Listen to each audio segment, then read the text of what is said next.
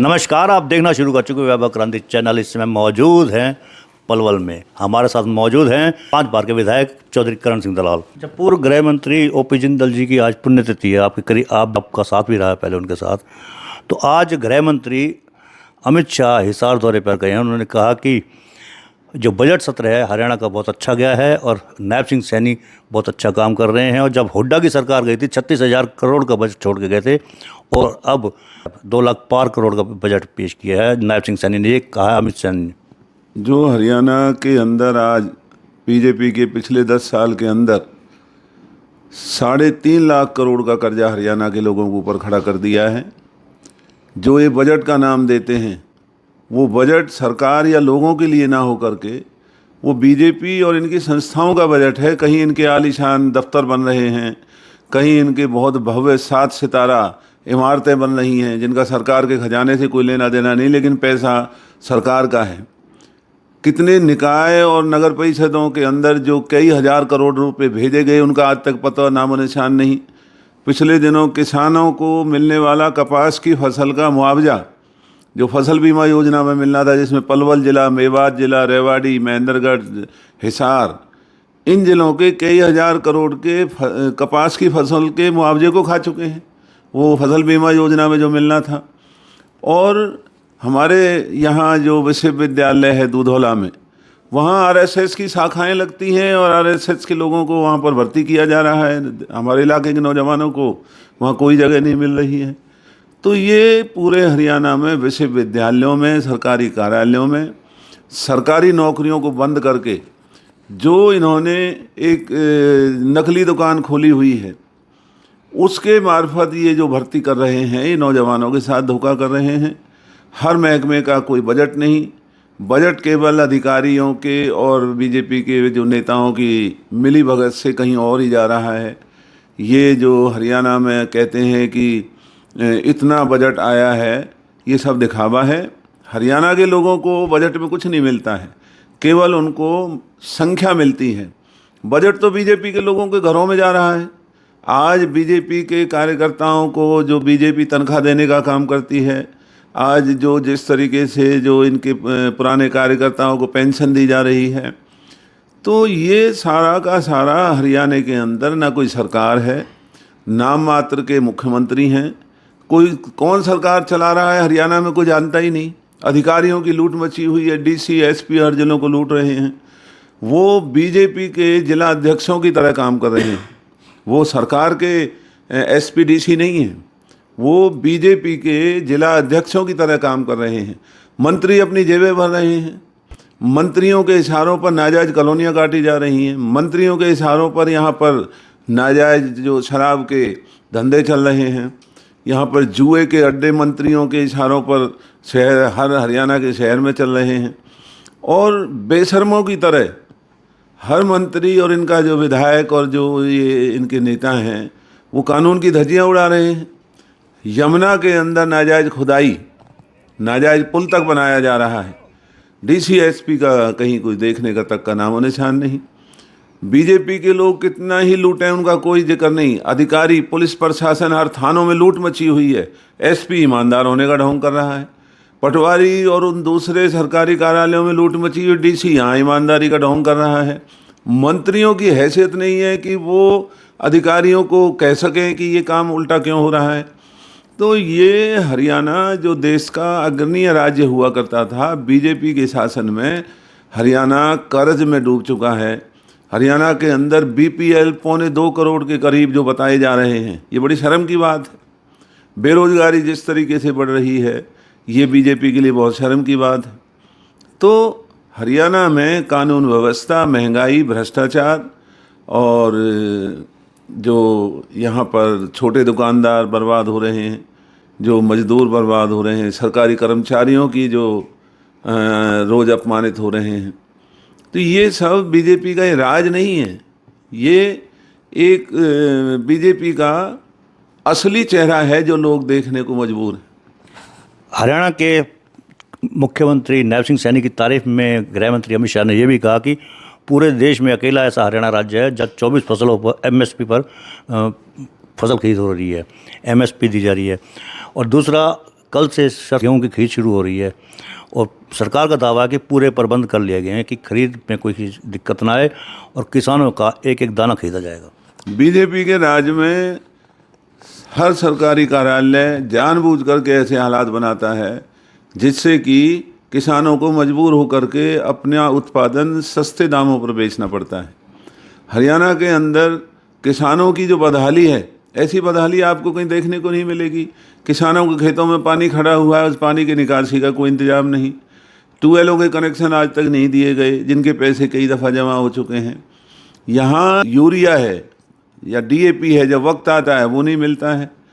और जितना भी किसानों का जो इस प्रदेश के अंदर आज बीजेपी ने शोषण किया है, वो शोषण की ही वजह से आज हरियाणा का किसान उत्पादन का जो गेहूं, धान या जितनी भी फसलें हैं, अब हम देश में कोई मायने नहीं रखते, वरना तो देश के अंदर दूसरे नंबर और पहले नंबर का राज्य हरियाणा हुआ करता था। आज हमसे आगे और प्रदेश चले गए हैं, क्योंकि बीजेपी हरियाणा के अस्तित्व को मिटाना चाहती है। बीजेपी हरियाणा के जो किसान वर्ग हैं, मजदूर वर्ग हैं, जो यहाँ के सभी जो अच्छे लोग हैं, उनको आगे नहीं आने देना चाहती है। अच्छा, टोल के लेकर आपने काफ़ी आंदोलन भी किया था, खास तौर से इगतपुरी टोल को लेकर। अब हरियाणा में दरें बढ़ाई गई हैं, पूरे देश में दरें बढ़ाई है टोल की, हरियाणा में भी बढ़ाई गई हैं। तो इगतपुरी टोल जिसके ऊपर आपने काफ़ी आंदोलन किया था, उसकी भी दरें काफ़ी बढ़ाई जा रही हैं। कल 1 अप्रैल से दरें बढ़ जाएंगी। आप क्या कहेंगे? आपने आंदोलन करने का दावा किया था, आपने कहा था कि अगर इन्होंने टोल की दरें बढ़ाई तो आंदोलन करेंगे। अब आपका इरादा, अगला स्टेप क्या होगा? नहीं, आंदोलन जो हमने तो पहले किया है, हमारे आंदोलन की वजह से ही इस इलाके के लोगों को 200 रुपये जो पास बने थे, वो हमारे आंदोलन की वजह से बने थे। और हमारे आंदोलन की वजह से ही यहाँ टोल के नज़दीक 5 गांवों को मुफ्त सुविधा मिली, जो आज तक कहीं नहीं है। हमारे आंदोलन की वजह से पलवल में गुजरने वाला अलीगढ़ रोड पर पेलक के वहाँ उतार चढ़ाव मंजूर हुआ, जैसे इन्होंने 7 साल में बनाया।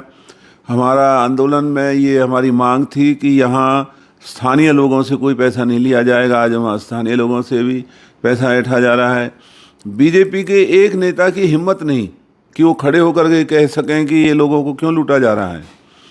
और बीजेपी के लोग आज भी जो बयानबाजी करते हैं, वो कांग्रेस के खिलाफ करते हैं, अधिकारियों के खिलाफ, या जो बीजेपी के लुटेरे शासन के जो लोग हैं उनके खिलाफ तो बीजेपी के लोगों की आवाज़ निकलती नहीं। अगर निकलती है तो इस टोल को बढ़ने से रोकें। हमारा तो ऐलान था कि हम ये टोल रहने ही नहीं देंगे। अगर बीजेपी में हिम्मत है तो ये रोक के दिखाएं। नहीं, वो तो कहते हैं ना कि सुविधाएं अच्छी चाहिए तो किराया भी हवाई जहाज़ का देना पड़ेगा अगर बस में सफ़र करते हैं। केंद्रीय मंत्री केशव गुर्जर भी कह चुके हैं। तो सुविधाएं दी जा रही हैं सड़कों पर, इसलिए तो टोल की दरें बढ़ना स्वाभाविक है। ये जो कृष्णपाल गुर्जर हैं या कोई और इनके मंत्री हैं, ये सब कमज़ोर प्रवृत्ति के लोग हैं और इन्होंने आज तक लोगों के बचाव में कभी आगे आने, इनके लिए केवल हिंदू और मुस्लिम की परिभाषा को जानते हैं कि कैसे नफ़रत और खाई बढ़ानी है, लोगों को कैसे बचाना है, ये इनकी परिभाषा में आता ही नहीं। वरना तो ये टोल लगाने का अधिकार कंपनी के पास तब होता जब इन्होंने 6 लेन हमारा प्रोजेक्ट बनाया होता। पलवल में आज भी 4 लेन पुल बना हुआ है, और जो पलवल में जो पुल के ऊपर लाइटें लगाई गई हैं वो नगर परिषद लगा रहा है, जबकि पुल NHAI में आता है। टोल हमसे जब लिया जा रहा है तो पुल के ऊपर लाइट टोल वाले लगाने का काम करें, नगर परिषद अपने इलाके में लाइट लगाए। नगर परिषद की जो हालत है वो आज आपके सामने है। न सफाई है, न कोई सड़कें हैं, न नालियों की सफाई है, न लोगों को वहाँ कोई काम होते हैं। और मंत्री और जो केंद्रीय मंत्री हैं उनके आपसी मनमुटावों में यहाँ जनता का नुकसान हो रहा है, अधिकारी मौज ले रहे हैं। मंत्री और आपस में सबका एक दूसरे से बड़ा विरोध चल रहा है। वही हालत नगर परिषद में है, वही हालत जिला प्रशासन में है, वही हालत इनकी पार्टी में है। तो इन्हें लोगों की चिंता ना हो करके ये अपने अहम और अपने केवल कारोबारों को आगे बढ़ाने का काम कर रहे हैं। बजट सत्र के दौरान आपके कांग्रेस के विधायक ने जो गैंगस्टर है उनके खिलाफ काफ़ी मुद्दा उठाया था। उन्होंने कहा कि उनके इलाके में 5-6 लोग गैंगस्टर की धमकियों का शिकार है। और हमारे पलवल की बात करें तो पलवल में 2 दर्जन से ज़्यादा लोग धमकियों का शिकार है गैंगस्टर का, और ख़ास तौर से नाम है नीरज फिरोजपुरिया का। अकेले हुड्डा सेक्टर में ही, जहाँ खेल राज्य मंत्री गौरव गौतम रहते हैं, वहाँ 3 लोग गैंगस्टर की फिरौतियों का शिकार हैं। नंबर 1 999 टेलीकॉम, नंबर 2 कुलदीप दिगोटिया और नंबर 3 अन्नू जैन, और तीनों ही आपके करीबी हैं। क्या कहोगे? नहीं, हमारा तो ये सारा इलाका है। नहीं, आपने उनके पक्ष में कभी आवाज़ नहीं उठाई?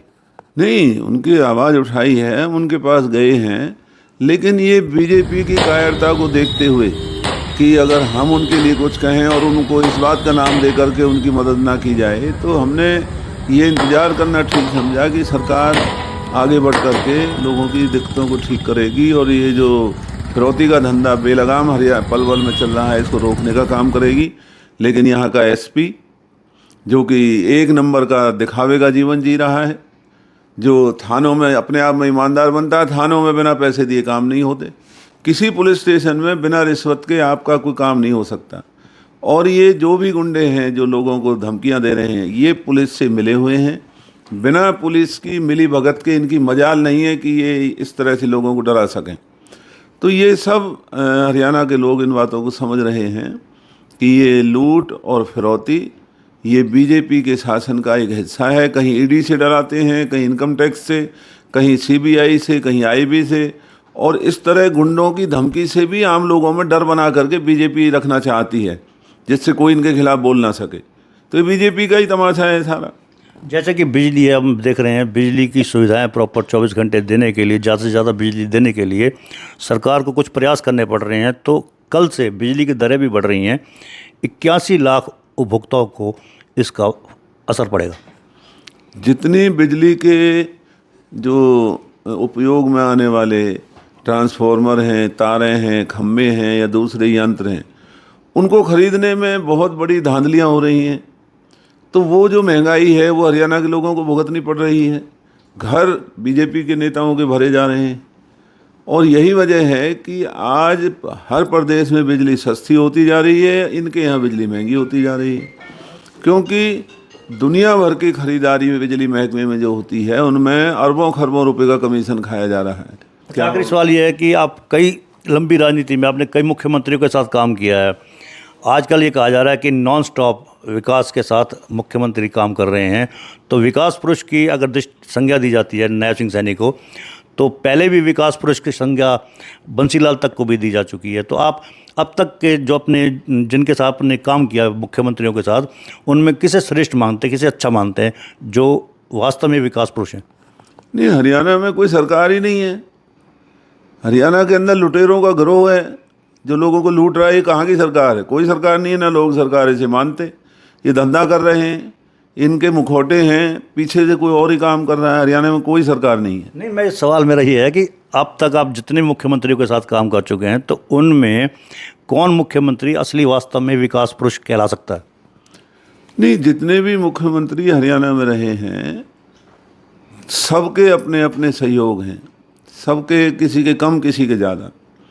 तो उसमें चौधरी बंसीलाल जी, चौधरी देवीलाल जी, चौधरी ओम प्रकाश चौटाला जी और मनोहर लाल खट्टर जी भी, उनके सबके कहीं ना कहीं योगदान इसमें रहे हैं। चौधरी भूपेंद्र सिंह हुड्डा जी, उनका भी कहीं ना कहीं लोगों के लिए योगदान है। लेकिन जो आज सरकार है, इसमें ना कोई मंत्री नज़र आ रहा है, ना मुख्यमंत्री नज़र आ रहा है। आज तो ये बात कोई कह ही नहीं रहा कि हरियाणा में सरकार है। अगर ये करेंगे तो हम बताएंगे कि हाँ, कोई हरियाणा में सरकार है। तो ये थे हमारे बीच में पूर्व मंत्री चौधरी करण सिंह दलाल, 5 बार के विधायक रह चुके हैं, लंबी राजनीति कर चुके हैं। हमने कई सवाल किए और कई सवाल हमारे मीठे थे तो कई मिर्ची जैसे तीखे भी थे। हर सवाल का उन्होंने जवाब दिया, बखूबी आपने सुन भी लिया। मेरा आपसे अनुरोध है कि आप हमारे इस वीडियो को लाइक करें, फॉलो करें, कमेंट बॉक्स में प्रतिक्रिया से वीडियो को ज़्यादा से ज़्यादा शेयर भी करें। धन्यवाद। जय हिंद, जय भारत।